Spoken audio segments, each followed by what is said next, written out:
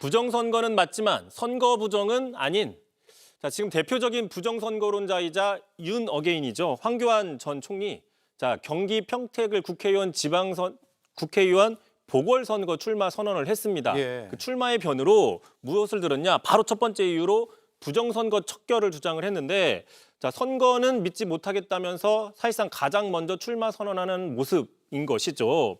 자, 부정선거를 주장하려면 선거 출마가 아니라 뭐 선거 감시 활동을 해야 되는 게 아니냐, 또 이런 반문도 나오긴 합니다. 예, 출마 선언했군요. 처음 들었습니다.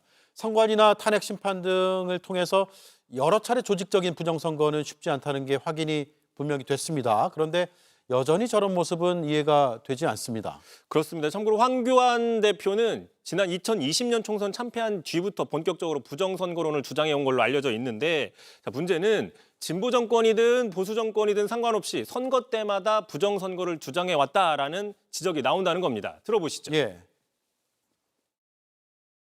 일단 선거라는 단어만 보면 앞에 부정을 붙이고 보는 중증을 알고 있습니다. 2020년 21대 총선부터 2021년 국민의힘 20대 대통령 후보 경선, 2023년 국민의힘 전당대회, 2024년 22대 총선.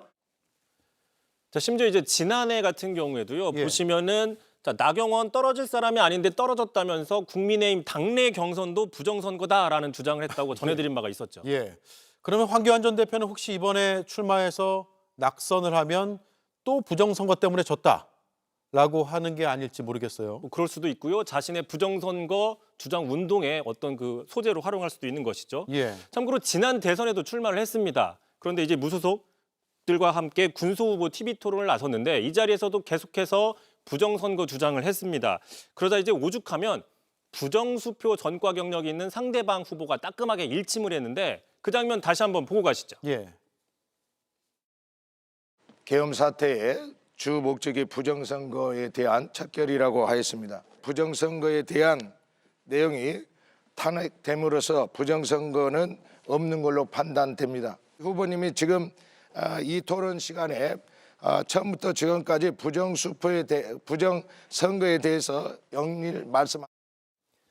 어쨌든 지금 황교안 대표가 출마 선언을 하면서 야권표가 분산될 가능성이 생겼죠. 자, 그런데 지난해였습니다. 장동혁 대표가 앞장서서 우리가 황교안이다라면서 두둔해 준 적이 있습니다. 그런데 그 결과가 야권 분열로 이어지는 게 아니냐라는 우려들이 또 당 안팎에서 나오고 있습니다. 네, 여기까지 듣죠. 수고했습니다. 이성대 기자였습니다. JTBC 뉴스를 시청해 주셔서 고맙습니다. 저희는 저녁 6시 30분 뉴스룸에서 뵙겠습니다.